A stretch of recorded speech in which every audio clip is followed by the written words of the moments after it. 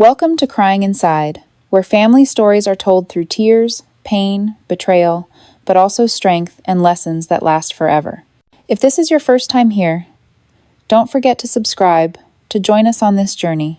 Every story here will remind you that even in the darkest moments, there's a hidden strength inside each person waiting to be awakened. Today's story is a dramatic family tale, where love, trust, and betrayal collide at the most sacred moment of a person's life, their wedding day. It was supposed to be the day the bride would walk up the aisle, holding the hand of the man she believed would be by her side for life. But instead of happiness, she faced a harsh truth. Her best friend, chosen as the maid of honor, stood in front of hundreds of guests to confess she was carrying the groom's child. The scene of a typical Filipino wedding appeared. A Catholic church decorated with pure white flowers, the choir singing loudly, sunlight streaming through stained glass like magic. Family, relatives, and friends gathered, all waiting to witness the couple's sacred moment. Then, in an instant, the truth exploded, turning a happy day into a real-life nightmare. That evening, the church looked like a dream. Delicately arranged white flowers lined the aisle, their gentle scent mixed with candles, creating a sacred and romantic atmosphere. The golden evening light shone through the stained glass windows, casting shimmering patches of light on the marble floor. The sound of strings and choir filled the air with a familiar hymn, each note lifting the bride's steps as she held her father's arm walking down the aisle. Her heart raced, but it was the beat of happiness. With every step, she saw the smiles of friends, the bright eyes of family, and encouraging nods from loved ones. Everyone had come to witness the most sacred moment of her life, her wedding day. At the end of the aisle, the groom in his neat black suit waited, his eyes tense, yet full of love. He clenched his hands tightly, taking deep breaths as if to calm himself. She smiled softly. After years of love and storms, they were finally about to become husband and wife. The priest opened the old Bible, his warm, deep voice echoing through the church. Today we gather here to witness the sacred union between Miguel Santos and Maria Lopez in the sacrament of marriage, a love blessed by God and witnessed by the community. Everyone fell silent, listening to every word. Only the ceiling fan softly turning and the bride and groom's heavy breathing could be heard. Do you take Maria to be your wife, to love and honor her, in prosperity and in hardship? Until death do you part? The priest asked the groom. I do, Miguel answered, voice trembling, but full of determination. Quiet whispers rose from the pews. A few guests smiled emotionally. The priest turned to the bride. And you, Maria, do you take Miguel to be your husband, to love and honor him? Stop this ceremony right now! All eyes in the church suddenly turned toward the person who shouted. It was Elena, the maid of honor, and Maria's best childhood friend. In her elegant pink dress, with neatly curled hair, Elena should have been standing there smiling and blessing the bride. But now, her face was twisted with tension, her eyes flashing with defiance. Elena took a deep breath, lifted her head high, and declared firmly, I'm pregnant with the groom's child. The whole room went silent in shock. For a few seconds, the church was so quiet you could hear your own heart pounding. Then suddenly, whispers, gasps, and shocked mouths, opening wide, erupted like a tidal wave. An elderly woman covered her mouth with her hand. Wooden chairs creaked as some men instinctively stood up. A few voices whispered, My God, from the corner of the church, mixed with murmured curses. Maria's grandmother, sitting in the front pew, trembling as she fingered the beads of her rosary, whispered a prayer in Tagalog. Lord, please save my granddaughter. Maria's father flushed with anger, fists clenched tightly, ready to rush forward and confront the unfaithful groom. Her mother's face went pale as she clutched her chest, struggling to breathe. Maria's brother suddenly stood up, veins bulging on his neck, about to charge toward the altar if his sister hadn't held him back. The entire space was filled with chaos.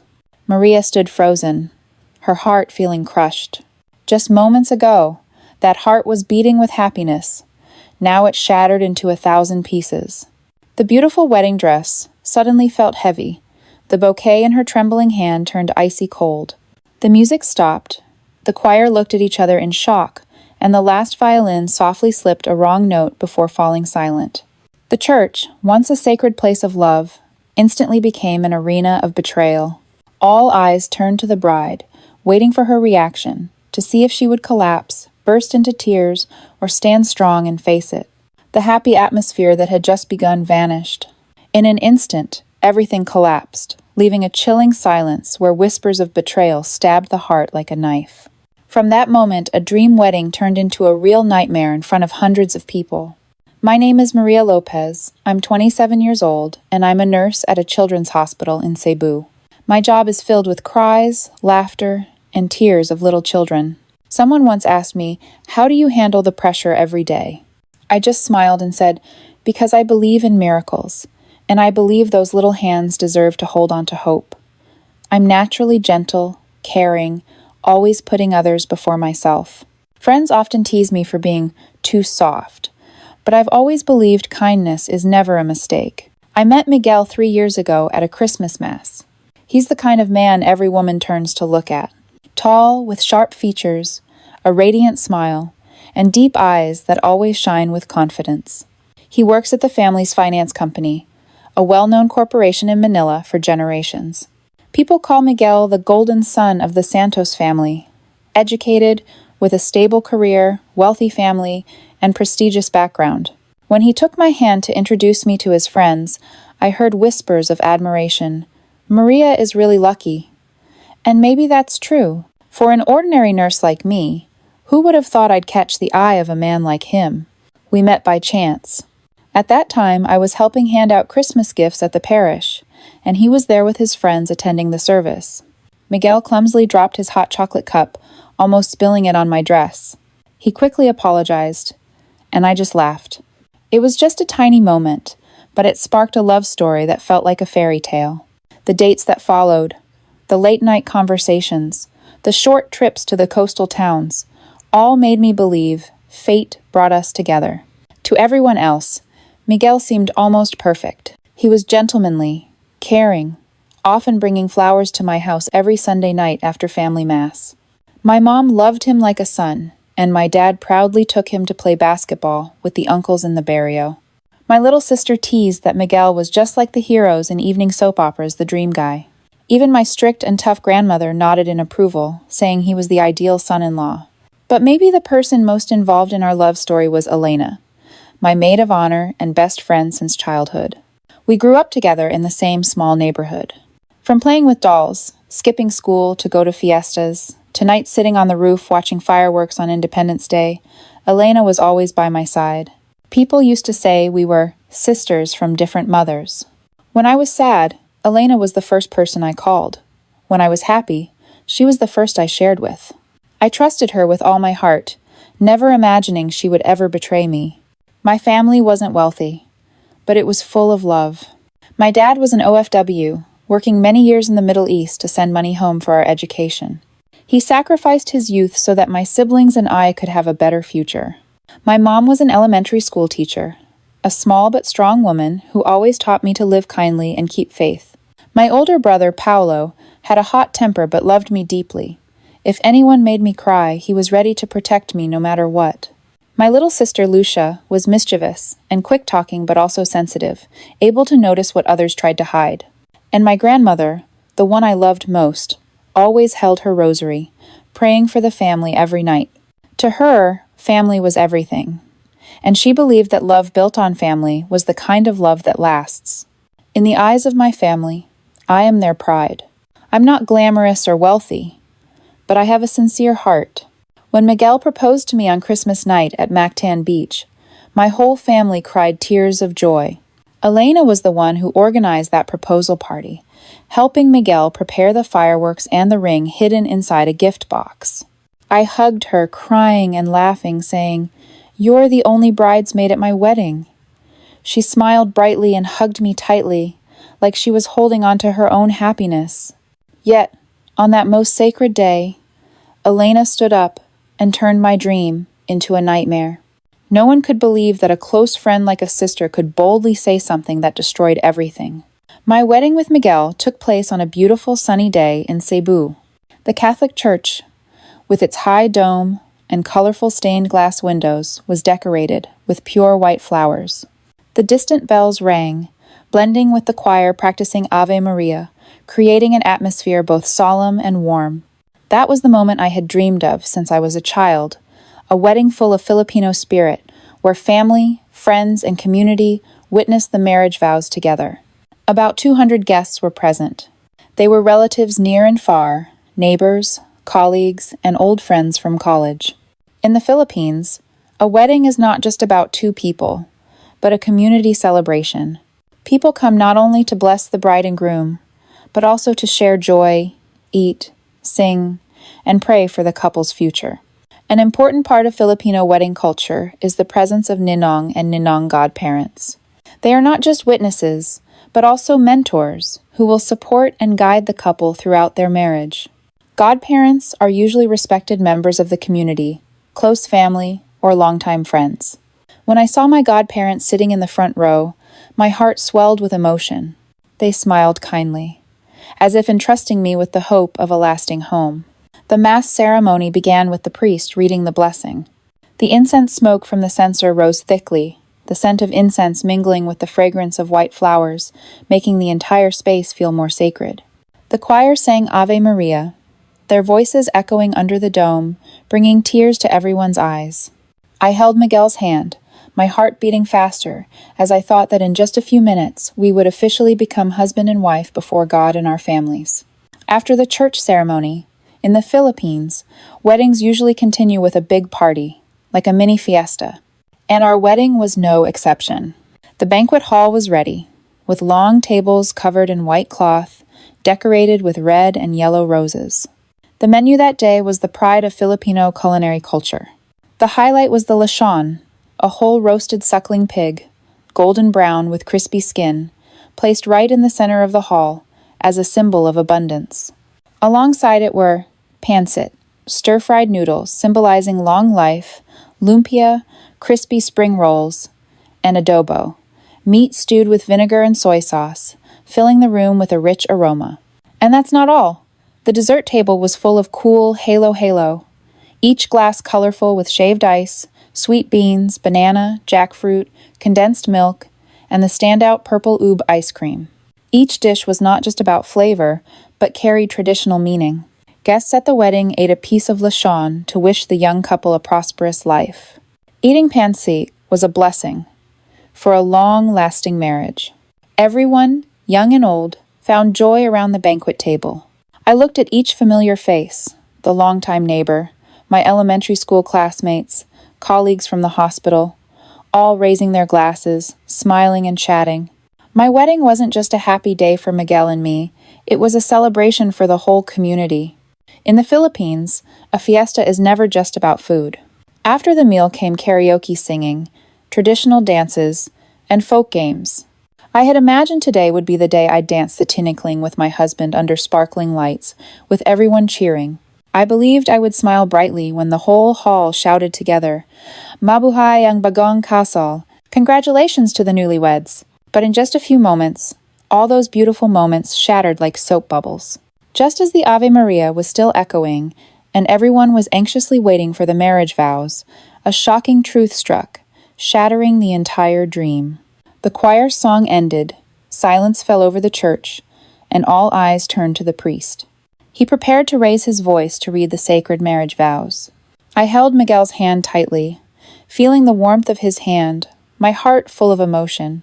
But before I could say, "Yes, Father," suddenly a loud noise rang out, the sound of a wooden chair dragged harshly across the church floor. Everyone turned around at once. The maid of honor, my childhood best friend. Maria stood up abruptly, her face flushed red, eyes burning with hatred. The whispering stopped, replaced by a tense silence so thick I could hear my own heartbeat. Maria lifted her head high, and then, in the solemn atmosphere of the Mass, her voice cut through like a knife, tearing apart the sacredness. "The groom has been with me for months, and now I'm carrying his child." The words echoed, leaving everyone stunned. The ceiling fans kept spinning, sunlight streaming through the stained glass windows, lighting up shocked faces. Some guests gaped, unable to believe what they had just heard. My grandmother, sitting in the front row, quickly pulled out her rosary beads, trembling as she counted each one, murmuring prayers.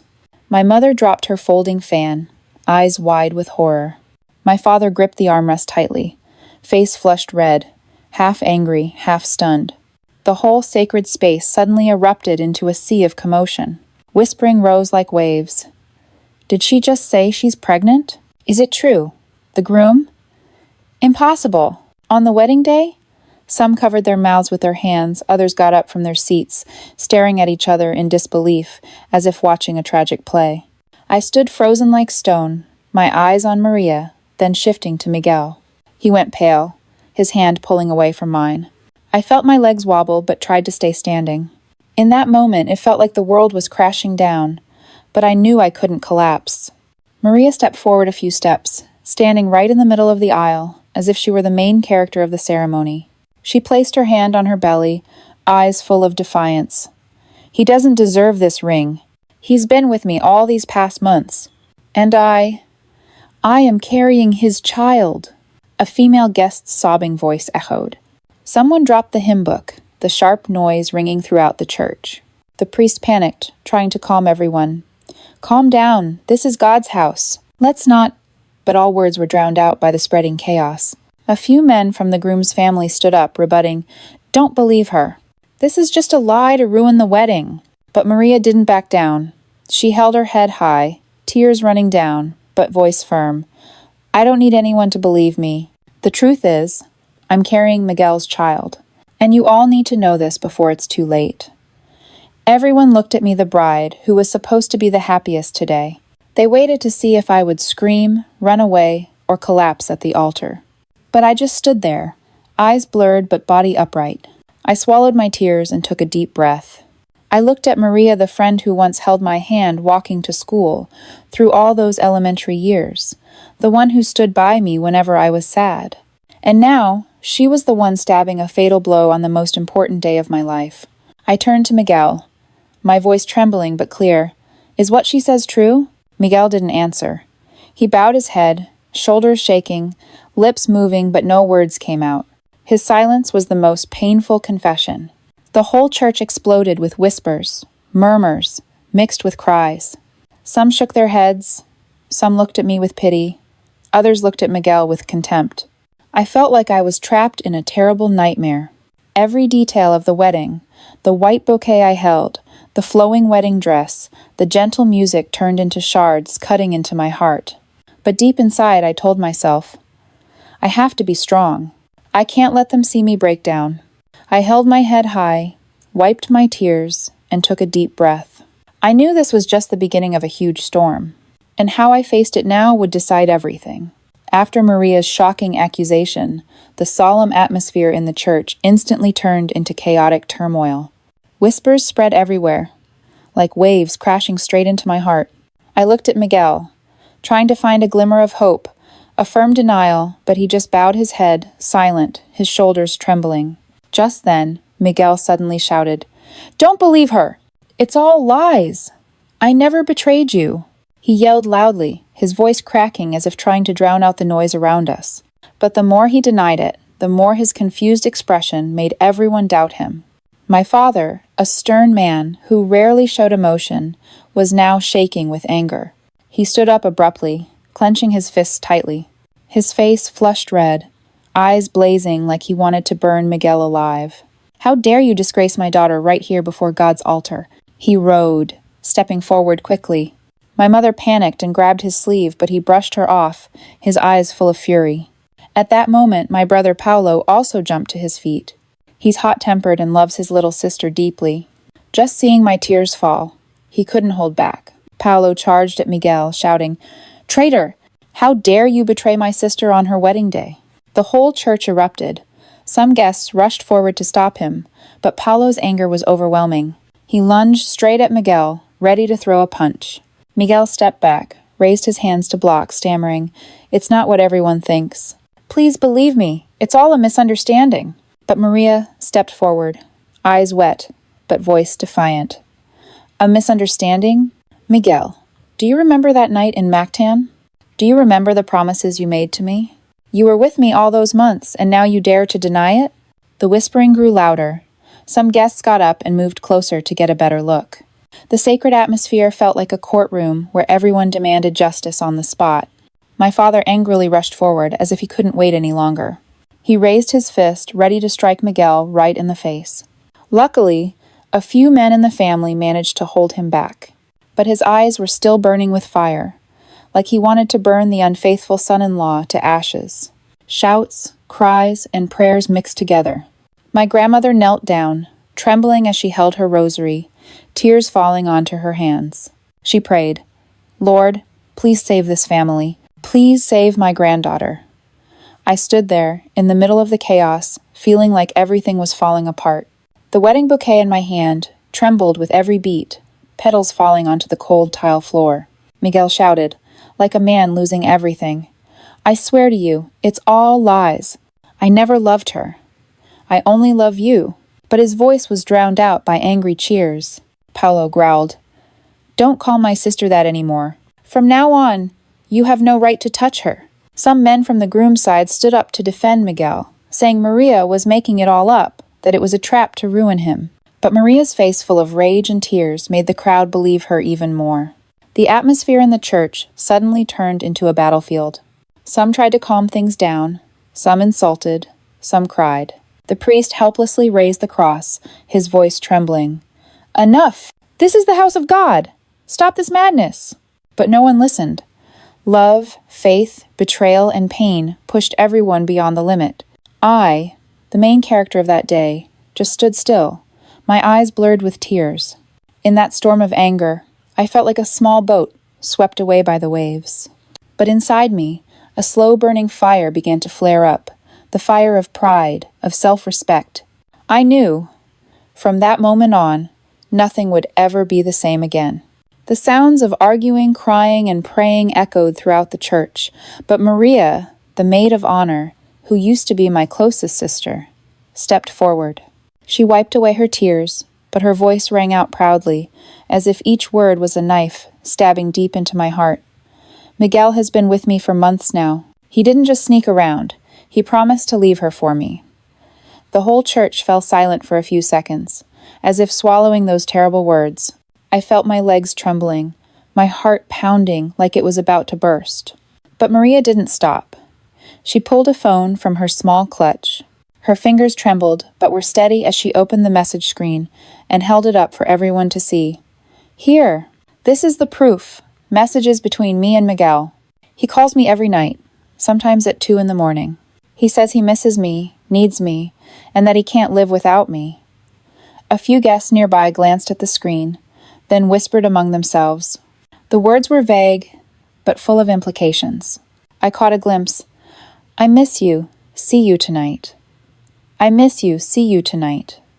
As if that wasn't enough, Maria pulled out a small box from her purse. She opened it to reveal an intricate silver necklace with a heart-shaped pendant engraved with the letter M. Miguel gave this to me on Valentine's Day. He said the M didn't just stand for Miguel, but also for Maria. He said it was proof of our love. The murmuring rose again. I felt like I was suffocating. Every word, every piece of evidence Maria presented was like a knife twisting in my heart. I looked at Miguel. His face went pale, sweat dripping down his temple. He stammered, "No, it's not like that. I just momentarily lost control. But I never intended to leave you." Those excuses were like pouring fuel on the fire. "Paulo," my older brother, growled, his eyes bloodshot. "So you admit it, don't you? You betrayed my sister. Betrayed our whole family." My father tried to rush forward again, but was held back by relatives. Meanwhile, my mother sank down in her chair, covering her face as she sobbed. I stood there. My tears finally stopped. Instead, a strange calm rose up inside me. Every word Maria said seemed to awaken a different part of me. The part no longer drowning in pain, but beginning to see the truth clearly. I remembered the times Miguel said he was busy working late, the calls he hurriedly ended when I walked in. I also remembered the times Maria suddenly disappeared from our meetings, making excuses about headaches or family matters. The pieces started to fit together, forming a cruel picture I had always refused to face. Maria continued, her voice trembling but still strong. "He told me this marriage was only for family, for honor. He said his heart belonged to me, And I believed him, she shouted, then broke down crying loudly. But in that cry, I no longer saw pain, but a strange satisfaction, as if she had achieved her goal by destroying this wedding. I looked straight at her, for the first time seeing not just a close friend, but a traitor. My voice was hoarse but clear. Maria, why? Why, among hundreds of people out there, did you choose my husband? I treated you like a sister. I trusted you completely. Maria lifted her head, her eyes red, but full of defiance. Because he never belonged to you from the start. Because love can't be faked. He chose me. He just wasn't brave enough to say it. The church erupted in whispers again. Some shook their heads in disappointment. Others looked at me with pity. Miguel knelt before me, clutching the hem of my wedding dress tightly, his voice choked up. Please, please forgive me. I was wrong, but I love you. I can't lose you. I bent down to look at him, the man I once thought would be my whole life, but now his pleas sounded like empty noise. I took a deep breath and lifted my head high. In that moment, I felt a change. I was no longer the trembling, innocent bride. I was awake. And I knew, from now on, this game would never be the same. The atmosphere in the church grew heavy. Whispers, choked sobs, hurried footsteps blended together, making the air feel like it was about to explode. But amid the chaos, in my white wedding dress, tears streaming down my face, suddenly gave a cold, sharp smile. I turned to my cousin standing nearby and nodded slightly. He immediately understood and quickly pulled another phone out of my purse. I took a deep breath, brought the mic close to my mouth, and spoke, my voice trembling but clear with every word. Everyone, if today you all believe Maria's words, please listen to this. I pressed play. Instantly, Maria's voice echoed throughout the church through the speakers. Don't worry, soon he will be mine. The wedding is just a show. Once I announce it, everything will fall apart. I'll humiliate her, and everyone will finally know that Miguel belongs to me. Maria's voice in the recording was arrogant and full of scheming. The whole hall fell completely silent. The ceiling fan creaked loudly and clearly. A few people covered their mouths. Others looked at each other in shock. My grandmother dropped her rosary beads onto the stone floor, whispering, Anak ko, God has revealed the truth. Maria stood frozen, her face pale as a sheet of paper, lips trembling. No, no way. Who gave you this? She shouted, but her voice was hoarse, completely lacking confidence. I kept a cold stare. Maria, you recorded yourself bragging to your friend. I've suspected it for a long time, and now I have the proof. Do you think you can keep lying forever? The noise erupted again. Some wedding guests shook their heads in disappointment. Others whispered, calling Maria a traitor, a shameless liar. No one looked at her with pity anymore. Miguel slumped down, holding his head, sweat pouring down his forehead. He stammered, I didn't know. I swear I didn't know. She had a plan like this. But no one was listening. All attention was focused on Maria. My father jumped up, pointing straight at her face. How dare you ruin my family's special day, my daughter's day, just to satisfy your selfishness? You don't deserve to step foot in here. My brother Paulo growled, Get out of here now, before I lose control. Maria stepped back, her face drained of color. Her footsteps echoed on the stone floor like a hammer striking the heart. She glanced at Miguel, hoping he would side with her, but Miguel avoided her gaze, full of shame. The entire church held its breath, waiting for her reaction. Maria opened her mouth, but only managed a few hoarse sounds. No, I love him. I only want him. A middle-aged woman, one of the godmothers, stood up sternly. Maria, love can never be built on betrayal. You have shamed yourself and hurt this family. Those words felt like the final blow. Maria collapsed to her knees, burying her face in her hands, crying uncontrollably. But no one reached out to help her. No one believed her anymore. Watching that scene, my heart ached and churned. Years of friendship, so many memories, now reduced to ashes.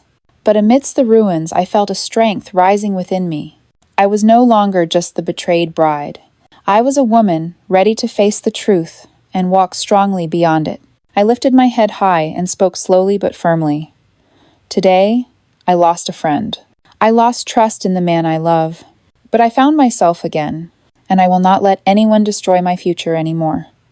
The church fell silent for a few seconds, then scattered applause started, gradually growing louder. Some guests stood up, nodding in approval. Maria trembled as she stood, her eyes full of fear, then rushed out of the church. Her heels echoed on the cold stone floor, followed by the heavy closing of the main door behind her. The atmosphere in the church remained tense, but a truth had been revealed. And from here, the conflict would only escalate, as I had to face Miguel himself, the man who had just sworn before the altar, but was the source of all this pain. The church door closed behind Maria, but the echoes of what had just happened raged like an unsettled storm. Whispered gossip still echoed everywhere. All eyes turned to me and Miguel. The air was thick, as if one more spark would set everything off. I stood in the middle of the altar, my eyes red, but my gaze cold and sharp. Inside, I knew the whole truth hadn't come out yet. And if I didn't speak today, I might never get the chance. I raised the microphone, my voice trembling but clear. Everything Maria said, isn't completely true. But there's another truth, even more cruel. Everyone held their breath. My grandmother began to pray the rosary again. My father stood straight, his face tense, like a drawn bowstring. Miguel turned to look at me, his eyes panicked, as if afraid I would do something no one expected. I took a deep breath, then said each word clearly. The baby in Maria's womb isn't Miguel's. That sound dropped like a bomb, shattering the whole church. Some people gasped. A few women clutched their chests, and the godparents shook their heads in disbelief. Miguel's mother screamed, "If it's not Miguel's, then whose? If it's not Miguel's, then who?" I turned toward the right row, where Miguel's family was sitting. I looked straight at James, the groom's only younger brother. James, with a younger face and slicked-back gelled hair, was known for partying and living it up. He froze, his face pale, as my gaze met his. I spoke slowly, each word like a knife, carving deep. The baby is James's. The whispers turned into shocked screams. Some guests couldn't help but stand up suddenly. Some whispered to each other. Others covered their mouths like they'd witnessed an explosion. Miguel spun toward his brother, his face turning purple, hands clenched and trembling. "James, is it true?" James pressed his lips, eyes darting nervously. He broke out in sweat, stammering, "Kuya, no, it's not true. Brother, no, it's not true." But Maria had disappeared. No one came forward to defend James, and his silence was the confession itself. Miguel's father, a dignified man with graying hair, suddenly stood up. "James, you've shamed this entire family. On your own brother's wedding day?" The mother covered her face, crying hard. "My child, why did you do this? Son, how could you do this?" I looked straight at James, my eyes full of contempt. "I've known for a long time. The late-night messages, calls, and secret gifts. I stayed silent because I thought it was just baseless suspicion. But today, Maria proved everything. She lied about Miguel. But the truth is, she slept with the groom's own brother." The atmosphere exploded. Some godfathers stood up and left, shaking their heads in shame. The guests buzzed, phones raised to record, knowing they were witnessing a huge scandal. Miguel shouted, "James, you betrayed me. Even on my wedding day, you had to take everything away?" James trembled, then finally collapsed to his knees, tears streaming. "Kuya, I'm sorry. I didn't mean to. It just happened." But that apology was like pouring gasoline on the fire. Miguel's father slapped James hard across the face, the loud smack echoing throughout the church. "Get out of my sight! You are no longer my son!" The scene was chaotic, like never before. Miguel's mother screamed and cried. Miguel slumped in his seat, while my family was both outraged and heartbroken. I gripped the microphone tight. My heart felt torn apart, but a bitter smile remained on my lips. I spoke up, hoarse but firm. "Today is not just a wedding. This is the day all masks fall off. Fake friendships, brotherly betrayals, and love that's no longer pure." The whole church fell silent.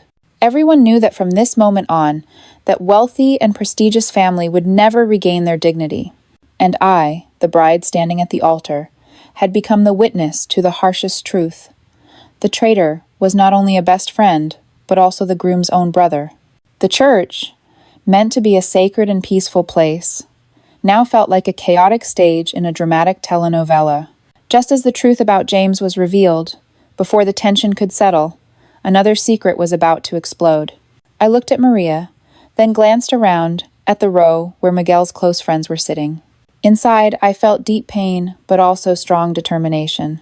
I knew that if I didn't speak out today, I would live my whole life in the shadow of lies. I raised my voice, this time clear and strong. But James isn't the only one. Maria was not just by Miguel's brother's side. The audience gasped again, whispers rising like crashing waves. Miguel's eyes widened. His face went pale. He gritted his teeth. You mean to imply what else? I turned toward the row near the altar, where the best man, Miguel's closest friend since college, was seated. That man had always been praised by everyone. Successful, loyal, always there for Miguel on every important occasion.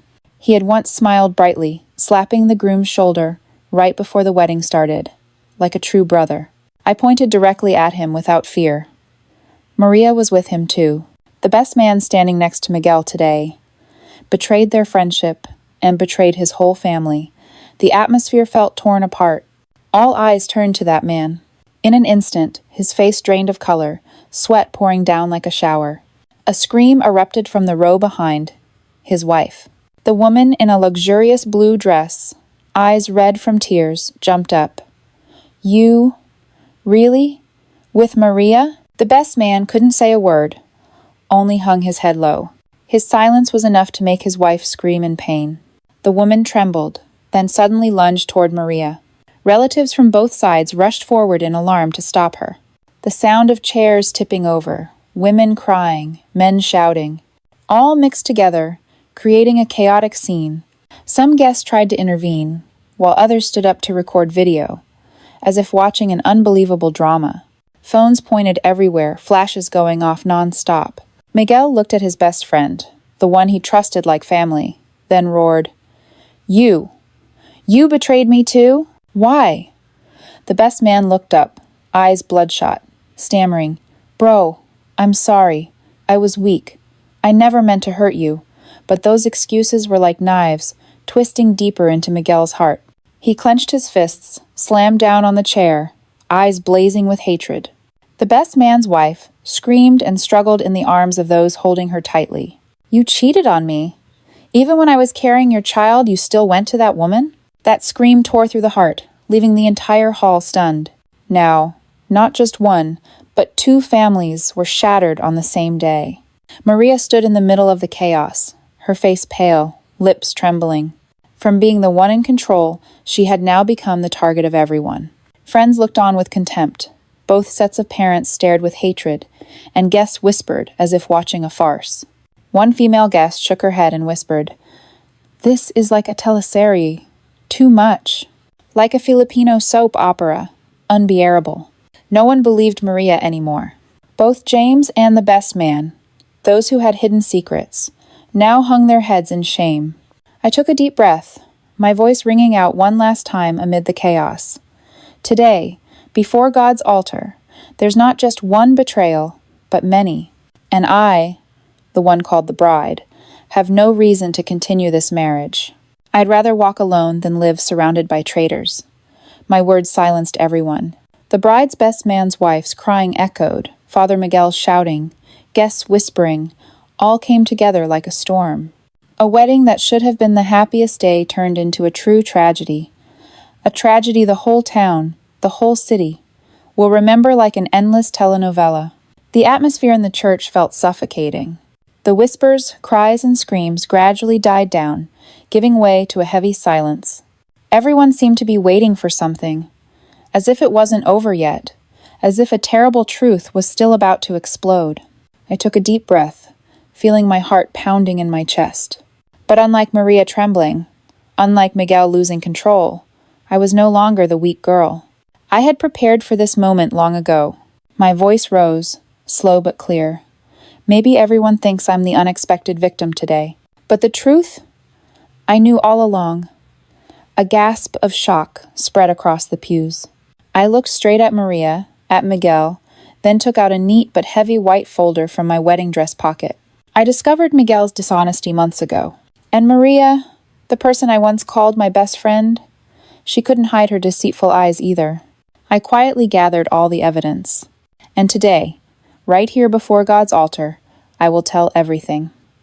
I opened the folder, and each white sheet glowed under the church's shimmering light. First were printed messages, countless shady texts, midnight dates, secret love confessions. I held them up high for everyone to see. Whispers rose again, mixed with heavy breaths. Next, I pulled out a photo from a security camera. Maria stepping out of Miguel's apartment late at night, while I pretended to be on a business trip but had actually sent someone to follow them. Maria's eyes met the photo, and immediately her legs shook, her face drained of color. But what shocked everyone the most wasn't over yet. I took out another envelope, opened it, and said, "This is the DNA test result." I raised the paper, my voice echoing. The baby in Maria's womb is not Miguel's. I secretly took samples from her hair and personal items for testing. The result was clear: the biological father is James, Miguel's younger brother. The whole hall erupted. Some people shouted, others covered their mouths in shock. Miguel's grandmother sank to her chair, clutching her rosary and sobbing. Both sets of parents were stunned, frozen like stone. Maria staggered, her legs giving out, and collapsed right in the church aisle. Her pink bridesmaid dress wrinkled, her hair a tangled mess. She screamed, but her cries were drowned out by the crowd's hatred. Miguel stood frozen. He looked at me, at the paper in my hand, then at his younger brother. His mouth opened as if to say something, but no sound came out. The strong, successful man, respected by his family, was now just a silent, powerless shadow. I continued, my voice steady and proud. Maria thought I'd break down when she stood up and exposed everything in front of everyone. But she was wrong. I knew everything. I had prepared everything. And today, I am the one exposing the truth. The guests buzzed, some nodded in agreement, others even applauded, as if this was no longer a wedding, but a public trial. Maria clutched her stomach, sobbing uncontrollably, repeating, "No, no, I didn't mean to. I didn't want this." But no one wanted to listen anymore. Every excuse was meaningless in the face of the clear evidence I presented. Miguel tried to step closer to me, his hand trembling, voice hoarse. Why did you hide this from me all this time? Why didn't you say anything?" I looked straight into his eyes, giving a sad but firm smile. "Because you betrayed me first. I no longer have any responsibility to protect you. I stayed silent, not out of fear, but because I wanted the truth to be revealed on the day you thought you had it all. Today is not my wedding day. Today is the day you and Maria face the truth." That sentence was like the final blow. Miguel slumped into his seat, his eyes dim with despair. Maria still knelt in the aisle, her face smeared with mascara, all pride gone. The guests all looked at me, the girl who just minutes ago was the victim, now the one flipping the entire game. They whispered, "She's so strong, so brave, like a real television drama heroine, just like the main character in a soap opera." I took a deep breath, closed the file, then turned and walked straight toward the church door. Each step echoed on the cold tiles, emphasizing the undeniable truth. At that moment, I knew I wasn't just exposing betrayal. I was reclaiming myself, reclaiming the dignity of a woman who once loved wholeheartedly but was ready to let go when love turned into lies. And the moment Maria collapsed, Miguel was speechless. The whole church silent. That was when I realized the truth can be painful, but once revealed, it frees the one who holds it. As the church bell stopped ringing, the air thick with the horror of the truth just revealed, suddenly, the sound of police sirens echoed from afar. Everyone turned around, eyes wide with shock, as 3 patrol cars stopped right in front of the churchyard. Red and blue flashing lights reflected through the stained glass windows, turning the sacred scene into a real-life crime drama. The big door swung open. Uniformed Philippine police officers walked in, their voices firm. "Police! Everyone! Stay where you are!" The whole church erupted in chaos. Many were stunned, Some panicked and stepped back, while others were gasping, unable to believe their eyes.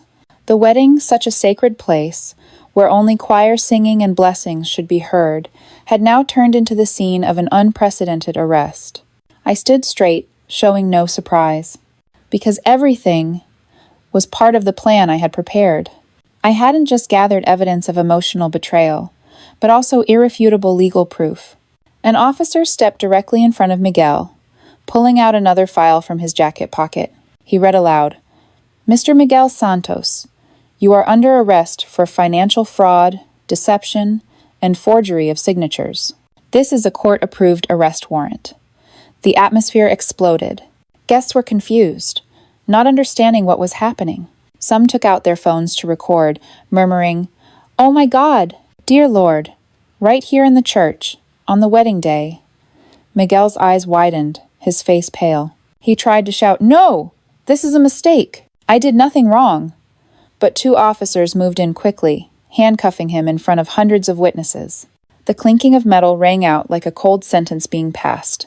Maria, still kneeling with swollen red eyes, was suddenly grabbed firmly by a female officer. The officer's voice rang out, just as stern. "Maria de la Cruz, you are also under arrest as an accomplice. You participated in forging documents, illegal money transfers, and assisted Miguel in multiple unlawful deals." Maria screamed loudly, "No!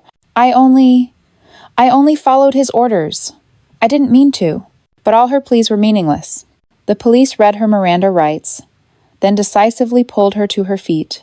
The bridesmaid's pink dress was stained, her hair a mess, mascara smudged across her face, now just the image of a criminal being dragged in front of everyone. The audience was stunned. Many covered their mouths, crying. Some elderly women trembled as they held their rosary beads, quietly praying. The children's eyes were wide open, unable to believe a scene like a soap opera was unfolding right before them. The priest stood still, his face heavy with sorrow. He made the sign of the cross and softly whispered, "Lord, forgive them." Meanwhile, Miguel's parents slumped into their seats, too weak to stand. The mother wept uncontrollably, while the father just held his head, shaking it in shame and despair. Watching that scene, I felt an indescribable emotion rise inside me. It wasn't happiness from winning, but a deep sadness, because a once beautiful love, once sacred friendship, had all been buried by greed and lies. But I also knew the truth had to be revealed, and justice must be served. Today, inside this church, I didn't just expose betrayal in love, I also brought to light sins that had been hidden for too long. As the police escorted Miguel and Maria to the car, the whole church fell silent. Only the sound of footsteps and handcuffs clinking filled the air. A few guests shed tears not for the doomed couple, but out of sorrow for the family and everything destroyed on what should have been a day full of joy. I stood there, my white wedding dress trailing on the ground, my gaze steady. I was no longer the betrayed bride. I was the one who stood up, defended myself, and more than that, I made sure the truth was no longer hidden. Outside, the police siren faded into the distance. The church doors closed, leaving a cold but peaceful emptiness. Everyone understood. This was a wedding that would always be remembered as a shock, a tragedy, but also an unforgettable lesson. The church doors shut after the police took Miguel and Maria away. The atmosphere inside remained heavy, filled with whispers of disbelief. But I knew this was the moment I had to choose my own path. I took a deep breath, stood up, and adjusted the white veil that was still slightly askew. My voice echoed through the church, clear and firm. This wedding ceremony will no longer be a wedding. I reject this marriage. But today, I will turn it into a party of freedom, a party of truth, and a party to start a new life. The whole hall went silent for a few seconds. Then suddenly, applause erupted from the back row, spreading quickly until the entire church stood up, clapping loudly. Cheers rang out. "Bravo! Mabuhayang bride! Freedom!" My relatives rushed forward, hugging me tightly. My father, who had been trembling with anger moments ago, now held my hand firmly, his voice deep but full of pride. "My daughter, you did what few dare to do. I am proud of you." My mother wiped her tears and held me close. You lost a deceitful man, but you found yourself again. Nothing is more precious than that. My brother, who had almost jumped into a fight earlier, now smiled with relief and patted my shoulder hard. My sister doesn't need a fake groom. She needs a truly happy life. And today, she claimed it back. Suddenly, music played, no longer the formal wedding tune, but the lively, familiar rhythm of a fiesta. Someone had smartly switched the music, and in just a few minutes, the gloomy atmosphere turned into a true celebration. The white flower garlands meant for the wedding were pulled down and tossed like colorful confetti. The tables in the churchyard, with golden lachon, pancit, crispy lumpia, and refreshing halo, were laid out like a community feast. No one talked about the groom anymore. No one cared about the bridesmaids. Everyone focused on the bride, not with pity, but with admiration. I was no longer the betrayed bride. I became a symbol of a strong Filipino woman who dared to stand up and reclaim her freedom. What surprised me was that the whole event was live-streamed. One of the young friends in the church had been streaming live since Maria stood up to speak out. And when I declared turning the wedding into a freedom party, tens of thousands of Filipinos out there witnessed it. Within just a few hours, that video went viral all over social media. Facebook, TikTok, YouTube, everywhere showed the image of the bride, standing tall, her voice firm, turning tragedy into strength. The comments flooded in. The strongest bride in the Philippines. Now that's a real queen. Family story better than any telenovela. Local media outlets began covering the story. Online news headlines screamed, "Wedding in Cebu turns into freedom party. Brave bride says no to betrayal." People from the community came to my house in the days that followed. They didn't bring gossip, but hugs, blessings, homemade food, as if to give me strength. Some older women looked at me, held my hand tightly, and whispered, "You are the pride of women everywhere. You did what we once wished we could do." In that moment, I realized. I lost a wedding, but I found a whole community supporting me, a whole country standing behind me, and above all, I found myself again. That party lasted all night. Fiesta music echoed through the neighborhood. Kids danced, adults clinked glasses, as if making up for the pain I had just endured. I took off the veil, slipped off my high heels, and joined the crowd, laughing out loud for the first time in months of tears and torment. I was no longer the abandoned bride. I had become the storyteller of my own life. A story about betrayal, but also a story about freedom. And from that day on, I knew this wasn't the end, but just the beginning of a new journey. When the fiesta night ended, I sat alone, thinking about everything that had just happened. A day that should have been the happiest turned into the biggest shock of my life. Yet, in that pain, I learned one thing. In a family story, the most important character is you. It's not the groom, not the bridesmaids, not the eyes of hundreds around. It's you, the one who has to live with your decision for the rest of your life. I used to believe that marriage was the final destination, that love could blind all doubts. But today, I realize. Marriage only truly means something when you enter it with respect and honesty. If love is built on lies, it will collapse as quickly as a candle blown out by the wind. The biggest lesson I want to share with you is never ignore the warning signs. Midnight calls, unexplained disappearances, unusual silences in the relationship, all red flags my heart once chose to ignore. Because I feared the truth, I feared losing the dream of a wedding. But the truth, no matter how painful, is worth more than a fake dream. One more thing, value yourself. Don't let love be an excuse to lower your own worth. When you know you deserve to be truly loved, you'll have the courage to walk away, even on your wedding day. I didn't lose a marriage. I avoided a life full of lies. And maybe that's the message I want to send to everyone watching this video. We all have family stories, moments of betrayal, times when we've been hurt. But never forget, you are the main character in your story, and you have the right to rewrite the ending. If today you're facing deception, remember you are not alone. I've stood there too, with tears, with a broken heart, but I stood back up, and you can do the same, too. So what about you? What would you do if your maid of honor betrayed you like this? Comment below. Share your answer so we can talk, learn, and find strength through our shared experiences. Thank you for joining Crying Inside to hear today's full story. This isn't just a family story full of betrayal and tears, it's a journey to reclaim freedom, self-respect, and inner strength. If this story touched your heart, please subscribe so you don't miss the next videos. Every story here brings a message, a perspective, and a lesson that any one of us can find in our own lives. Please leave a comment below to share your thoughts. It might be just a short line, but it could be the motivation someone needs who's going through a similar situation. See you in the next Crying Inside video. And remember, in every family story, no matter how many tears there are, what remains in the end is the strength to get up and keep going.